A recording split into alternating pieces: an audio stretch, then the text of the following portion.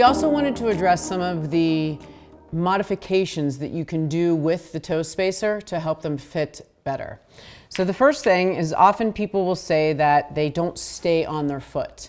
And I will encourage you to keep wearing them, because the more toe splay that you start to accrue, the better they're going to fit. But in the interim, if you notice that the toe spacer is slipping out, you can cut the bottoms of the vampire teeth, is what we're going to be calling this. So right at the base of the toe spacer, you can trim the bottom of it. And you just want to make sure that it doesn't go into where the hole is. And then I'll cut that on both sides.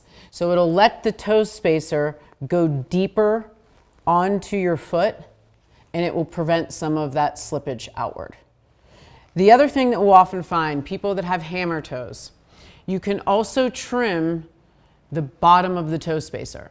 So for example, if I have a hammer toe on my second toe, I can take the top of the toe spacer and I'll just create a little window. So I'll just create this window right at the top, and then I can slide that on, and it will make room, better room for that second metatarsal. The other trimming that we can do is depending on your toe shape. So if you have a little bit of a bigger toe pad like I do, it can be really tough when you put your toe spacers on. First of all, they don't slide on as well as they do on Dr. Conley's shaped foot. But once you get them on, you can see that you start to get some pinching underneath the toes. So if you're getting pinching, then you might want to trim where that scalloping is to create space for your toe shape.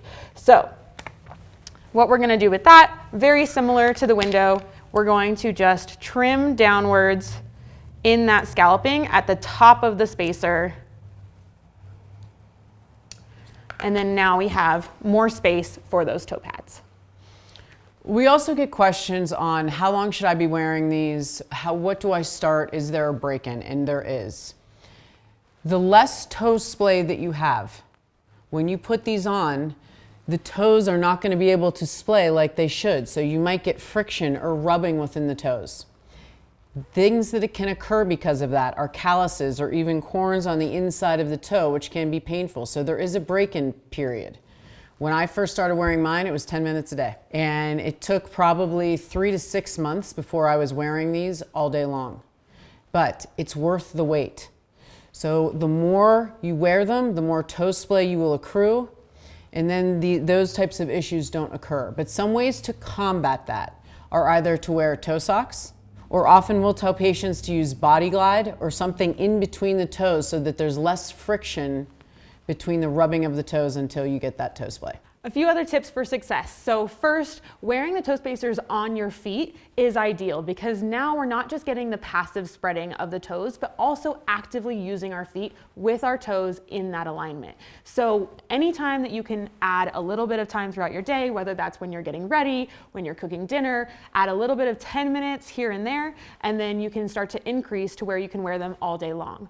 I also wanted to show you that you can use cork to also increase the fit of the spacers. So if you need a little bit more spread between your first and second toes or your fourth and fifth toes, that is why the spacers have a hole inside the spacer. And what you can do is you can add that piece of cork right in that hole, and it can create more spreading for that first toe. This can be used for those that need a little bit more of an assist, or for those that find that their big toe actually has quite a bit of space and their toe kind of pops off. It can create a little bit more of a snug fit where that stays in place. Yeah, for those of you with bunions, that can be very beneficial, because when you're walking, the bunion can increase. So when you have that piece of cork there, it just keeps there's a little more stiff or rigidity to the toe spacer. So again, it keeps the first and second toes splayed apart. I would caution putting the cork into the pinky one if you see that the pinky toe starts to veer out. That again, that is not what the goal is there. We will often get the question of, can I sleep in these toe spacers? The answer to your question is yes, you can. But again, we want these to be worn more in active time.